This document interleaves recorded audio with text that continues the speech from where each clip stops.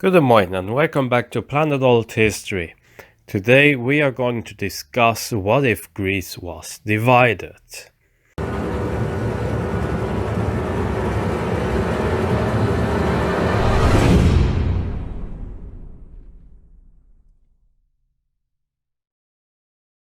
Greece was plagued with many problems during World War II.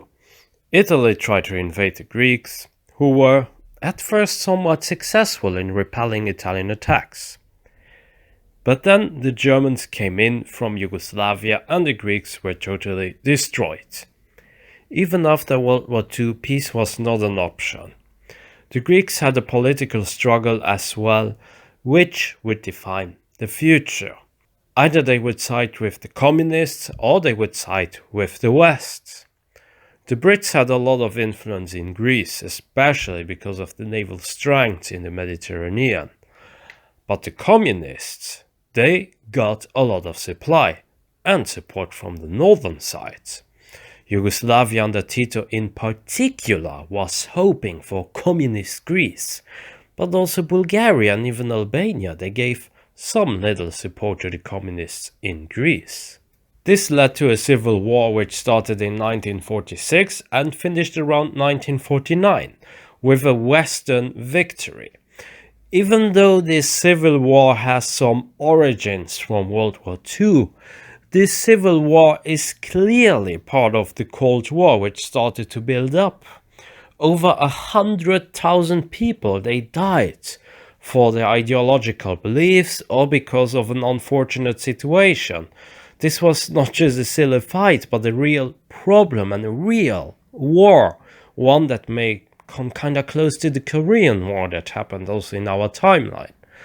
However, unlike the Korean War, the Greeks had to solve their own problem, and there was no official intervention from any sides. But what if all of that changed? What if Greece was divided? The communists were, according to some sources, demoralized by the split that occurred between Stalin and Tito in OTL. The Greek Communist Party had to choose between Stalin and Tito. Stalin and Tito, they were of course very important figures during that time, and the two had a very huge ego, of course.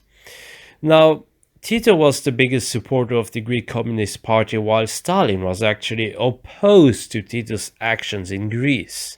Stalin thought that the West would never let Greece fall away from their sphere of influence.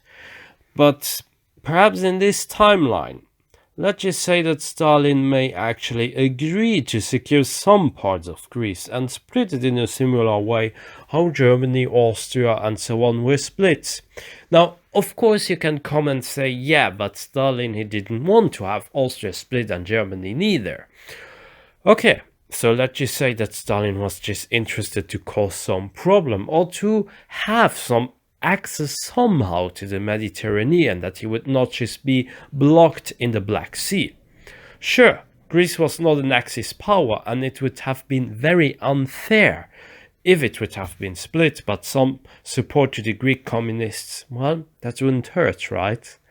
Tito and Stalin would still not be the best friends, and with the Greek Communist Party choosing Stalin as the one to follow, Tito would, of course, easily end his support, while Bulgarian support would become more vital.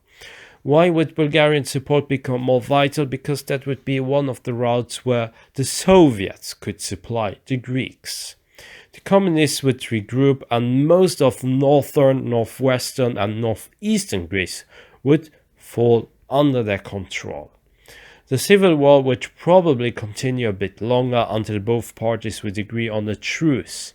The People's Republic of Greece would get cities like Komotini, Ioannina and Thessaloniki. Larissa and Trikala can also possibly fall to the communists, while most of the islands would be out of their reach, because of the powerful British support the Kingdom of Greece would receive. The rest would be defined by natural borders, and as we all know, Greece is a kind of mountainous territory, so the borders, they would be probably defined by some hills or mountains. The Cold War won't change that much. The Cold War will of course still happen, and I also don't think that Greece will suddenly at another point during the Cold War reunite, just like Germany or the Koreas for instance.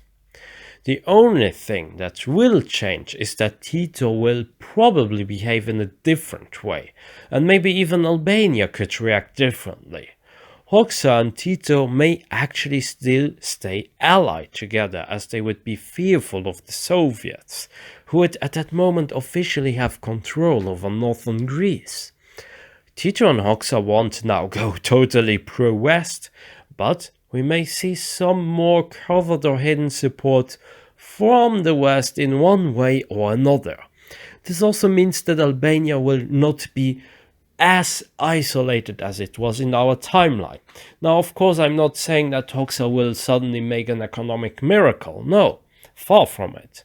But Albania will have at least some more connection to other parts of Europe, and it may actually avoid becoming the poorest country of Europe. Or, well, the second poorest, if we also take Moldova into consideration. Anyway, North Greece will not become North Korea. No. But North Greece will certainly be a very militarized country. Threats could come from the south, the east, north, and west. The only side that is somewhat safe, and even then, would be the northeast. You have to imagine you are ruling over a territory that can have danger from everywhere.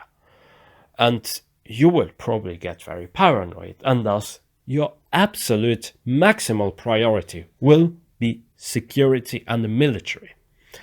However, Turkey isn't looming too far, and thus North Greece will probably get ramped up by the Soviets and their own internal politicians. Maybe we could see some Spartan communist version. Okay, no, that was a bad joke, but yeah, who knows? I mean, North Korea has the military first doctrine, so North Greece in this timeline could get something similar, but it doesn't mean that North Greece will suddenly become like North Korea. Where does this leave us? This leaves us with a Turkey that will look for more support from the West. Bulgaria, the People's Republic of Greece, and not to mention the Soviet border, would scare every government that wasn't pro-Soviet in Turkey. Turkey in such a timeline will most likely not accept to invade Cyprus, because it would put them at odds with their allies. Instead, Cyprus could actually become part of the Kingdom of Greece, not through a coup d'etat, but because the Brits and the US would see this as a favorable option. At the same time, the Turkish minority would get certain rights, which the Greeks would have to ensure. While in the first years this South Greece would be staunchly anti-communist, the extreme right elements as well as nationalist elements, they could start to disappear with the Enosis.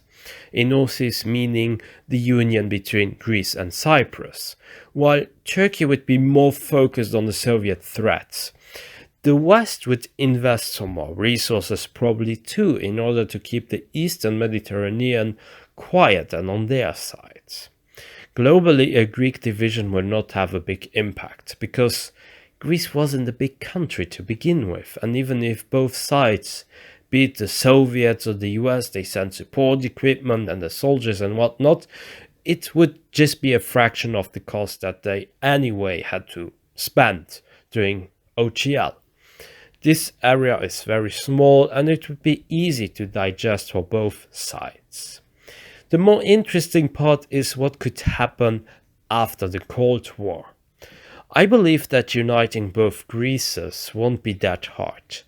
Even if South Greece would get more support from the West, North Greece would not be dirt poor. The differences between both Greeces will be visible, but it wouldn't be as visible as North and South Korea, for instance. And I even think that the differences between East and West Germany would be much bigger than between the North and South Greece. The reunification would probably happen without much of a problem, but one thing that could start to become a problem is Cyprus.